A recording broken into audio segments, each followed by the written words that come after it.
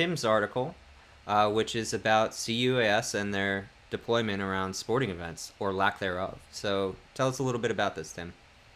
Great. You're probably wondering why I chose this. For those of football fans that are out there, I think we all know that we have enough timeouts throughout a game that we don't need to slow down games even more for those outcomes. But in the last couple of weeks, we've had 2 to 3 small UAS actually stop NFL games because they couldn't identify the operator, the drone, where it came from, et cetera. And we also have the counter of the counter UAS industry that has produced a lot of great technology out there that's just waiting, chomping at the bit for government and for the regulators to come up with a policy with regulation and law for us to be able to handle these types of situations without causing another timeout on the field there. And so the reason I chose the article in addition to that was so we could get into a couple things of talking about remote ID and some alternatives with regards to the FAA identifying small UAS, as well as one of the BVLOS Aviation Rulemaking Committee recommendations of pilot experience. If you read that article, you found that most of the time, these aren't nefarious drones that are coming to do bad things, right? So it's usually a recreational remote pilot or an inexperienced pilot that doesn't know that there's an actual zone that they can't fly around because they don't have the experience that's there. And then we have the industry that wants to do things like kinetic operations against a small UAS. Don't forget, this isn't a wrench or a hammer. This is an aircraft flying through the sky. And we've got to be careful of, taking down aircraft out of the sky, whether it's a Cessna 172, a 737, or a small UAS. So some things to consider. The FAA just kicked the can to the right there with regards to remote ID. But would that have solved the problem here? I would probably venture to say no, but I would like everyone else to weigh in here. It sounds like Dawn's shaking her head. No, that wouldn't have done it. No, remote. Tim, you and I have talked about this. Remote ID is not the be-all, end-all solution. It's important to be able to identify people who voluntarily register their drone like they're supposed to, right? And then buy the right drone that actually broadcasts either, all those message elements as it's part of the remote ID rule.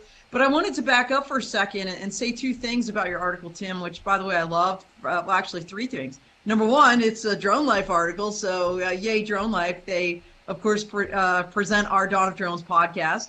And so number 2, this article really focused quite a bit on D-Fend Solutions, who, by the way, was on our Dawn of Drones podcast last week. We had Gabriel Bendheim, their pre-sales manager, talking about their cyber takeover solution. And then number 3, I totally agree, Tim. There's a lot going on here when it comes to regulation. And when I say a lot going on, like there's talk of it, but there's no real substance yet. And I agree with you. I think that's very troubling because I think, besides D-Fend, who has got a great solution, there's so many other counter UAS solutions, but zero authority. And if anybody knows about authorities, it's Pat Houston, General Houston, because he advised, Army commanders as an Army JAG for years about, the actions they maybe should or should not be taking based on the authorities they had. So, Pat, I'd love to get your thoughts on this article, too. Yeah, well, I would say 2 things, Don. First of all, to all the NFL fans out there, I apologize that my drone use shut down operations for a little bit. No, what I'll say is I thought this was a fantastic article, but you came in, like my first question as I looked at it was like, how do you distinguish between friend and foe? I know, there are other drones that are legitimately flying there, doing things for the NFL and others, and how it seems like such a difficult task to make sure you're focused on the right drones. How do you do that? What's the technology that supports that? So absolutely. I think with regards to that technology, you said it, right? You broke down IFF, identify friend or foe, and ADSB, so automatic dependent surveillance broadcast, right? So one thing I didn't mention in my bio, I worked at FAA headquarters in flight standards and aviation safety and led the teams that wrote Part 107, the registration rule, in addition to Part 121 and 135 oversight. So if we get back to technology, let's do the analogy of ADSB. I was in the building when general aviation pilots were up in arms that we were starting to push ADSB to increase general aviation safety. Because remember, that is the FAA mission. First page of 14 CFR, aviation safety. It doesn't say security, it doesn't say operations, it says safety. And so when we first had that push, the technology wasn't there. And quite frankly, it was expensive, it was heavy, just like everything else that we looked into the four edges of where we're going. But now if you look at ADSB is the size of a $50 coin within our technology, and the price of it and IFF has gotten down so low and so small that it really would not affect small UAS operations and create a huge safety and for the entire industry versus what we talked about with Dawn as remote ID, which is Bluetooth or Wi-Fi, which is made for very near in or after the fact. So, I mean, can these aircraft come up on scopes for air traffic control? Absolutely. But do we want to litter their screens with thousands of small UAS? That's the problem we've got to work out. Working with air traffic organization and working with industry, how do we figure this out to be able to show that aircraft, because that's what it is, and be able to be proactive, saying, hey, it's heading for that NFL field, but it's not nefarious. We're in communication with the operator. And just like if I wandered off in my Cessna 172 through Pax River, restricted airspace here in Maryland, I get a call on guard that tells me you're not where you're flying or not where you're supposed to be flying. So I think that's something that we should consider. And So Mike, I want to get to Mike too here in a second, but real quick, Pat, so there is technology out there, and the FAA has decided ADSB is not something they're going, in fact, they don't want it on the small drones for the reason Tim just said.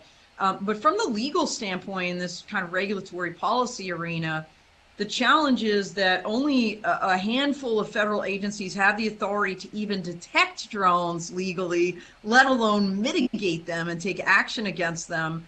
And one of the big authorities is the Preventing of Emerging Threats Act, which was I believe it was in the 2018 FAA Reauthorization Act. It is sunsetting like this month. And everybody is, so we're talking DOJ, FBI, United States Coast Guard, and so, and I know, I'm sure I missed one or two. DOD has 10 USC 130I, so they're good to go.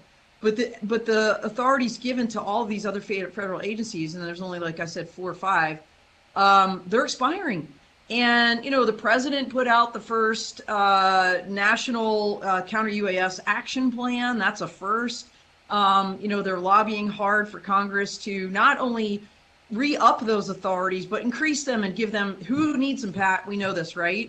Boots on the ground, right? State, local, tribal, territorial governments. It's going to be the local cops that show up to these things, not the FAA or the FBI necessarily, unless it's a giant national security event.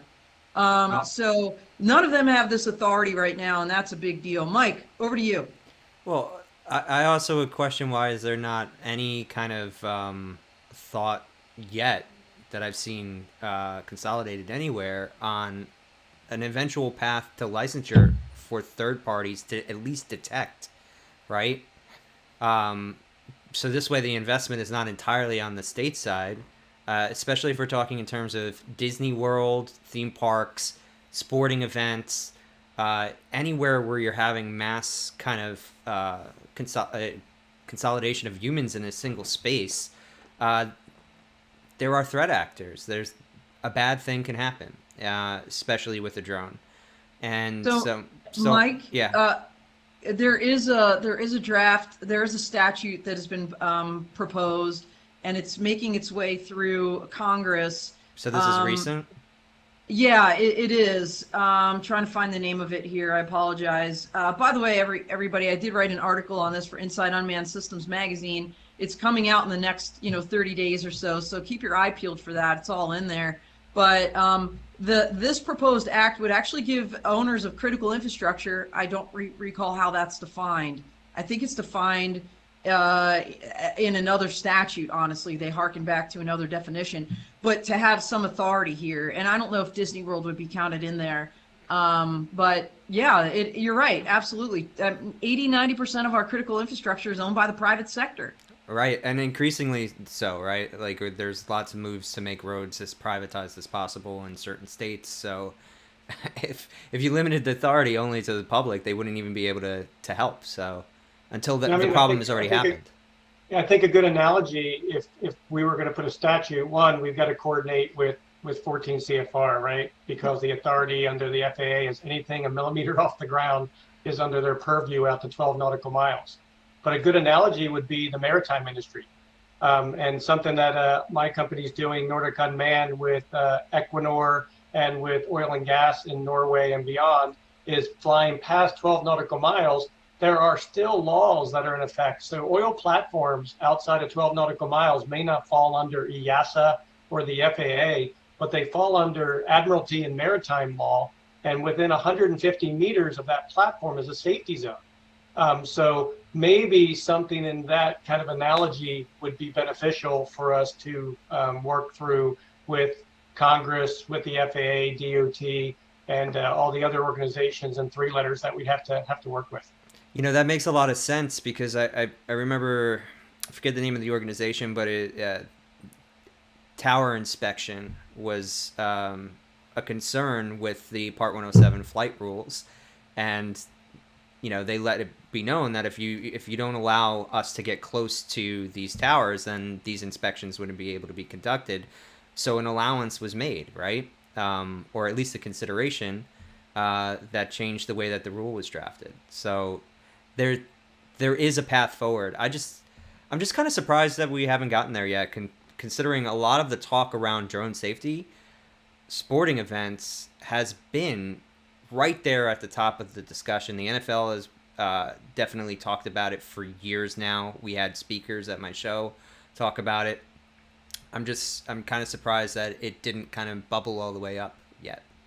Absolutely. Well, you are getting it because I'm actually meeting with the Baltimore Ravens here in Baltimore here this week to talk about UAS operations and solutions and services we can provide to help them both from efficiency standpoint, from everything from security and surveillance to counter UAS to helping them with being more efficient with their turf field of using a drone versus gas-powered vehicles on the field. So I think you're starting to see those, but I think, Dawn mentioned there's a lot of law that hasn't gone through the top level to the Supreme Court to be precedents of the land for us to know where we fall on peeping Tom rules, civil authority rules, and what's going to be carved out, if any, from the FAA.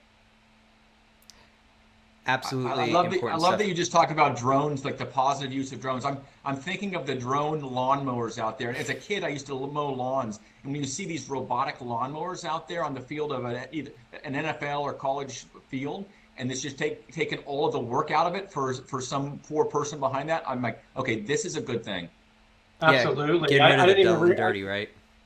Absolutely. I did not realize the amount of resources and the cost now in the last 2 years for fertilizer, antifungals, and hydration for golf courses, for turf fields, and to be able to be more efficient with those resources and sustainability increases, but also the cost. I mean, in some instances, costs have gone up 300% for companies and organizations to keep those turf fields and whether it's NFL or golf courses to those level and standards.